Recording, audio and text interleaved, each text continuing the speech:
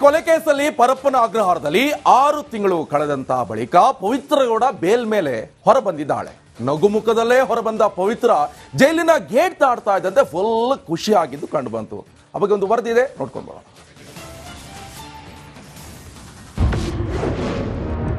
6 ತಿಂಗಳ ಬಳಿಕ ಪವಿತ್ರ ಗೌಡ ಜೈಲಿಂದ ರಿಲೀಸ್.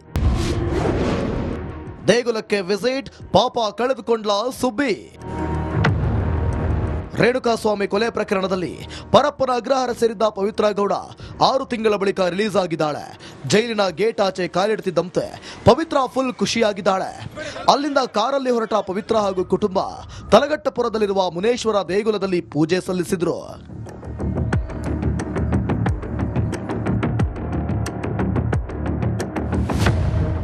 ದೇವಸ್ಥಾನದಲ್ಲಿ ಮಡಿಸ್ನಾನ ಮಾಡಿ ದೇವರಿಗೆ ಪ್ರದಕ್ಷಿಣೆ ಹಾಕಿದ ಪವಿತ್ರ ಏನೇ ಕಷ್ಟ ಇದ್ರೂ ಬಗೆಹರಿಸಪ್ಪ ಅಂತ ಬೇಡಿಕೊಂಡ್ಲು. ಈ ವೇಳೆ ಅರ್ಚನೆ ಮಾಡಿಸುವಾಗ ಪವಿತ್ರ ತಾಯಿ ದರ್ಶನ್ ಹೆಸರು ಹೇಳ ಎಂದಿದ್ದಕ್ಕೆ ಪವಿತ್ರ ಹೂ ಅಂತ ಒಪ್ಪಿಗೆ ಸೂಚಿಸಿದ್ರು. ಈ ದೃಶ್ಯ ಸುಬ್ಬಿಗೆ ದರ್ಶನ್ ಮೇಲಿನ ಪ್ರೀತಿ ಕಮ್ಮಿ ಆಗಿಲ್ಲ ಅನ್ನೋದನ್ನ ಸಾರಿ ಹೇಳಿತ್ತು.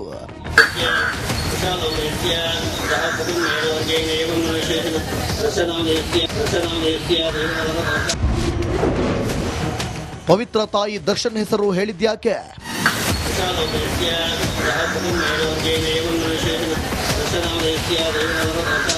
ಇಷ್ಟೆಲ್ಲ ಆದ ಮೇಲೂ ಪವಿತ್ರ ಗೌಡ ಕುಟುಂಬ ದರ್ಶನ್ ಜೊತೆಯಾಗಿ ನಿಲ್ಲಲಿದೆ ಅನ್ಸುತ್ತೆ. ಕಾರಣ ಪೂಜೆ ಮಾಡಿಸುವಾಗ ಪವಿತ್ರ ಗೌಡ ಸುಮ್ಮನಿದ್ದರೂ ತಾಯಿ ಭಾಗ್ಯಮ್ಮ ದರ್ಶನ್ ಹೆಸರು ಹೇಳಿದ್ದು ಅಚ್ಚರಿ ಮೂಡಿಸಿದೆ.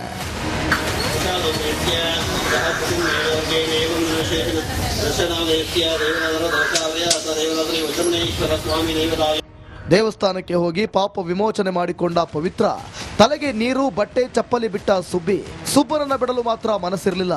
ಹೀಗಾಗಿ ಅರ್ಚನೆ ವೇಳೆ ದರ್ಶನ್ ಹೆಸರನ್ನು ಹೇಳಿದ್ದು. ಏನೇ ಆದರೂ ದರ್ಶನ್ನ ಬಿಡಲ್ಲ ಎಂಬ ಸಂದೇಶವನ್ನ ಈ ಮೂಲಕ ನೀಡಿದ್ದಾಳೆ ಎನ್ನಲಾಗ್ತಿದೆ. Bureau report, Republic Kannada. ಅನಾರೋಗ್ಯ ಕಾರಣದ ಮೇಲೆ ದರ್ಶನ್ ಬಿಜಿಎಸ್ ಆಸ್ಪತ್ರೆ ಸೇರಾಗಿದೆ. ಬೇಲ್ ಸಿಕ್ಕರೂ ಕೂಡ ಹೊರಬಾರದಂತಾಗಿದೆ. ಇಂತಹ ಸಮಯದಲ್ಲಿ ಡಿಸ್ಚಾರ್ಜ್ ಆದ್ರೆ ಏನಾಗುತ್ತೋ ಅನ್ನೋ ಟೆನ್ಷನ್ ಆರೋಪಿಗಿದೆ. ಬನ್ನಿ, ಈ ಬಗ್ಗೆ ಒಂದು ವರದಿ ಇದೆ, ನೋಡ್ಕೊಂಡು ಬರೋಣ.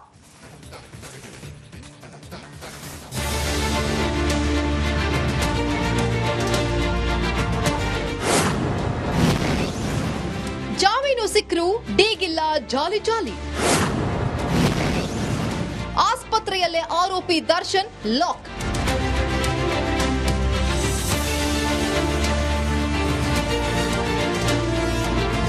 ಮಧ್ಯಂತರ ಜಾಮೀನು ಪಡೆದಾಗ್ಲೂ ಆತಂಕದಲ್ಲೇ ಇದ್ದ ದರ್ಶನ್ಗೆ ಈಗ ರೆಗ್ಯುಲರ್ ಬೇಲ್ ಸಿಕ್ಕಿದ್ರೂ ಟೆನ್ಷನ್ ಮಾತ್ರ ಕಡಿಮೆಯಾಗಿಲ್ಲ. ನಿನ್ನೆಯಷ್ಟೇ ಸಿಟಿ ಸಿವಿಲ್ ಕೋರ್ಟ್ಗೆ ಹೋಗಿ ಶ್ಯೂರಿಟಿ ನೀಡಿ ವಾಪಸ್ ಬಿಜಿಎಸ್ ಆಸ್ಪತ್ರೆಗೆ ಹೋಗಿದ್ದಾನೆ. ಒಂದ್ ವೇಳೆ ನಿನ್ನೆಯೇ ಆಸ್ಪತ್ರೆಯಿಂದ ಡಿಸ್ಚಾರ್ಜ್ ಆಗಿದ್ದಿದ್ರೆ ಮೇಲಿಂದ ಮೇಲೆ ಸಂಕಷ್ಟ ಎದುರಾಗುತ್ತಿತ್ತು.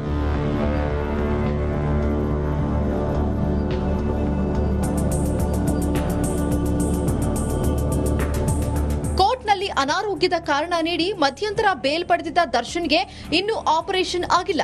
ಸದ್ಯ ಫಿಸಿಯೋಥೆರಪಿ ಪಡೆಯುತ್ತಿರೋ ಆರೋಪಿಗೆ ಸರ್ಜರಿ ಆಗುತ್ತಾ, ಇದೇ ಚಿಕಿತ್ಸೆ ಮುಂದುವರಿಯುತ್ತಾ ಅನ್ನೋ ಕುತೂಹಲ ಕೂಡ ಹೆಚ್ಚಿದೆ.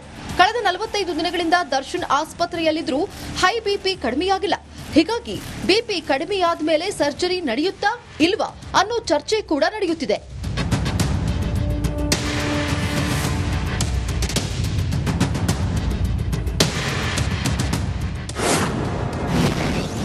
ಆಸ್ಪತ್ರೆಯಲ್ಲೇ ಉಳಿಯಲಿದ್ದಾರಾ ದರ್ಶನ್?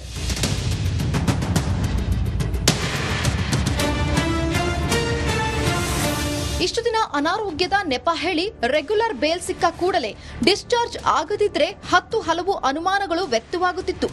ರೆಗ್ಯುಲರ್ ಬೇಲ್ಗಾಗಿಯೇ ಇಷ್ಟು ದಿನ ನಾಟಕವಾಡಿದ್ರಾ ಅನ್ನೋ ಚರ್ಚೆ ಕೂಡ ನಡೆಯುತ್ತಿತ್ತು. ಹೀಗಾಗಿ ಇದೆಲ್ಲದರಿಂದ ತಪ್ಪಿಸಿಕೊಳ್ಳಲು ವಾಪಸ್ ಬಿಜಿಎಸ್ ಆಸ್ಪತ್ರೆಗೆ ಬಂದು ಸೇರಿದ್ದಾರೆ ಎನ್ನಲಾಗ್ತಾ ಇದೆ.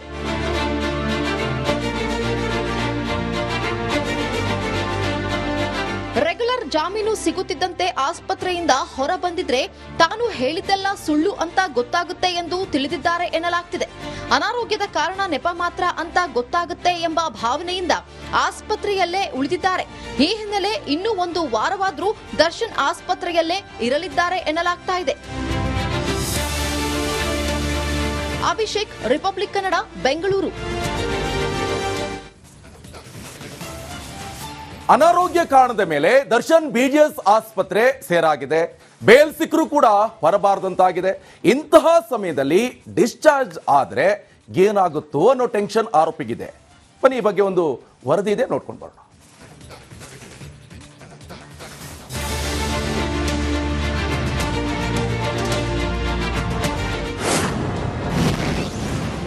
ಜಾಮೀನು ಸಿಕ್ಕರು ಡೀಗಿಲ್ಲ ಜಾಲಿ ಜಾಲಿ.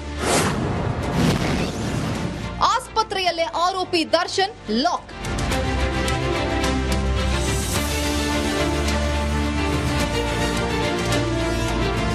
ಮಧ್ಯಂತರ ಜಾಮೀನು ಪಡೆದಾಗ್ಲೂ ಆತಂಕದಲ್ಲೇ ಇದ್ದ ದರ್ಶನ್ಗೆ ಈಗ ರೆಗ್ಯುಲರ್ ಬೇಲ್ ಸಿಕ್ಕಿದ್ರೂ ಟೆನ್ಷನ್ ಮಾತ್ರ ಕಡಿಮೆಯಾಗಿಲ್ಲ. ನಿನ್ನೆಯಷ್ಟೇ ಸಿಟಿ ಸಿವಿಲ್ ಕೋರ್ಟ್ಗೆ ಹೋಗಿ ಶ್ಯೂರಿಟಿ ನೀಡಿ ವಾಪಸ್ ಬಿಜಿಎಸ್ ಆಸ್ಪತ್ರೆಗೆ ಹೋಗಿದ್ದಾನೆ.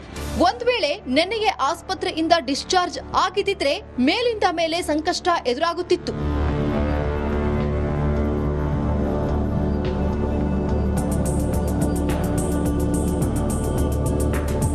ಕೋರ್ಟ್ನಲ್ಲಿ ಅನಾರೋಗ್ಯದ ಕಾರಣ ನೀಡಿ ಮಧ್ಯಂತರ ಬೇಲ್ ಪಡೆದಿದ್ದ ದರ್ಶನ್ಗೆ ಇನ್ನೂ ಆಪರೇಷನ್ ಆಗಿಲ್ಲ. ಸದ್ಯ ಫಿಸಿಯೋಥೆರಪಿ ಪಡೆಯುತ್ತಿರೋ ಆರೋಪಿಗೆ ಸರ್ಜರಿ ಆಗುತ್ತಾ, ಇದೇ ಚಿಕಿತ್ಸೆ ಮುಂದುವರಿಯುತ್ತಾ ಅನ್ನೋ ಕುತೂಹಲ ಕೂಡ ಹೆಚ್ಚಿದೆ.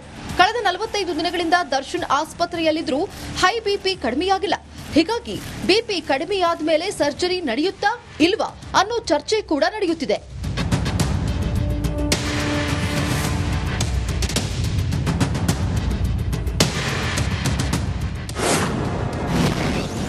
ಆಸ್ಪತ್ರೆಯಲ್ಲೇ ಉಳಿಯಲಿದ್ದಾರಾ ದರ್ಶನ್?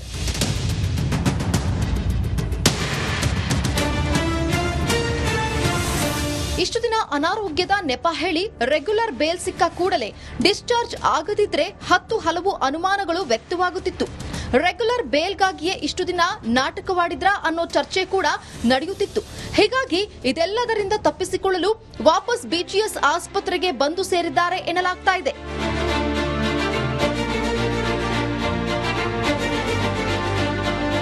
ರೆಗ್ಯುಲರ್ ಜಾಮೀನು ಸಿಗುತ್ತಿದ್ದಂತೆ ಆಸ್ಪತ್ರೆಯಿಂದ ಹೊರ ಬಂದಿದ್ರೆ ತಾನು ಹೇಳಿದ್ದೆಲ್ಲ ಸುಳ್ಳು ಅಂತ ಗೊತ್ತಾಗುತ್ತೆ ಎಂದು ತಿಳಿದಿದ್ದಾರೆ ಎನ್ನಲಾಗ್ತಿದೆ. ಅನಾರೋಗ್ಯದ ಕಾರಣ ನೆಪ ಮಾತ್ರ ಅಂತ ಗೊತ್ತಾಗುತ್ತೆ ಎಂಬ ಭಾವನೆಯಿಂದ ಆಸ್ಪತ್ರೆಯಲ್ಲೇ ಉಳಿದಿದ್ದಾರೆ. ಈ ಹಿನ್ನೆಲೆ ಇನ್ನೂ ಒಂದು ವಾರವಾದ್ರೂ ದರ್ಶನ್ ಆಸ್ಪತ್ರೆಯಲ್ಲೇ ಇರಲಿದ್ದಾರೆ ಎನ್ನಲಾಗ್ತಾ ಇದೆ. ಅಭಿಷೇಕ್, ರಿಪಬ್ಲಿಕ್ ಕನ್ನಡ, ಬೆಂಗಳೂರು.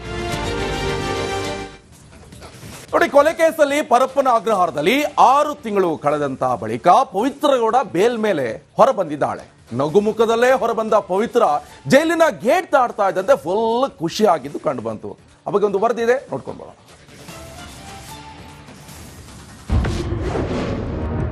6 ತಿಂಗಳ ಬಳಿಕ ಪವಿತ್ರ ಗೌಡ ಜೈಲಿಂದ ರಿಲೀಸ್. ದೇಗುಲಕ್ಕೆ ವಿಸಿಟ್, ಪಾಪ ಕಳೆದುಕೊಂಡ್ಲ ಸುಬ್ಬಿ. ರೇಣುಕಾಸ್ವಾಮಿ ಕೊಲೆ ಪ್ರಕರಣದಲ್ಲಿ ಪರಪ್ಪನ ಅಗ್ರಹಾರ ಸೇರಿದ್ದ ಪವಿತ್ರ ಗೌಡ 6 ತಿಂಗಳ ಬಳಿಕ ರಿಲೀಸ್ ಆಗಿದ್ದಾಳೆ. ಜೈಲಿನ ಗೇಟ್ ಆಚೆ ಕಾಲಿಡ್ತಿದ್ದಂತೆ ಪವಿತ್ರ ಫುಲ್ ಖುಷಿಯಾಗಿದ್ದಾಳೆ. ಅಲ್ಲಿಂದ ಕಾರಲ್ಲಿ ಹೊರಟ ಪವಿತ್ರ ಹಾಗೂ ಕುಟುಂಬ ತಲಗಟ್ಟಪುರದಲ್ಲಿರುವ ಮುನೇಶ್ವರ ದೇಗುಲದಲ್ಲಿ ಪೂಜೆ ಸಲ್ಲಿಸಿದ್ರು.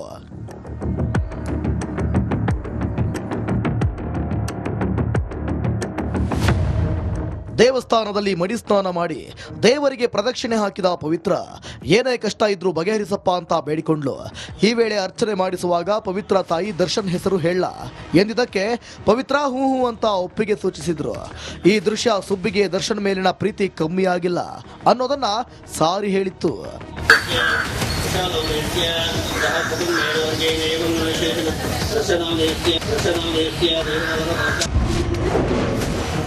ಪವಿತ್ರ ತಾಯಿ ದರ್ಶನ್ ಹೆಸರು ಹೇಳಿದ್ಯಾಕೆ?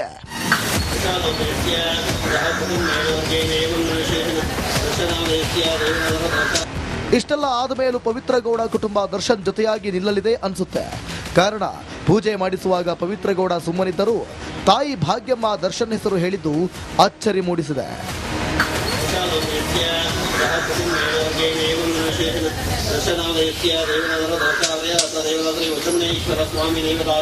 ದೇವಸ್ಥಾನಕ್ಕೆ ಹೋಗಿ ಪಾಪ ವಿಮೋಚನೆ ಮಾಡಿಕೊಂಡ ಪವಿತ್ರ ತಲೆಗೆ ನೀರು, ಬಟ್ಟೆ, ಚಪ್ಪಲಿ ಬಿಟ್ಟ ಸುಬ್ಬನನ್ನ ಬಿಡಲು ಮಾತ್ರ ಮನಸ್ಸಿರಲಿಲ್ಲ. ಹೀಗಾಗಿ ಅರ್ಚನೆ ವೇಳೆ ದರ್ಶನ್ ಹೆಸರನ್ನು ಹೇಳಿದ್ದು. ಏನೇ ಆದರೂ ದರ್ಶನ್ನ ಬಿಡಲ್ಲ ಎಂಬ ಸಂದೇಶವನ್ನ ಈ ಮೂಲಕ ನೀಡಿದ್ದಾಳೆ ಎನ್ನಲಾಗ್ತಿದೆ. Bureau report, Republic Kannada.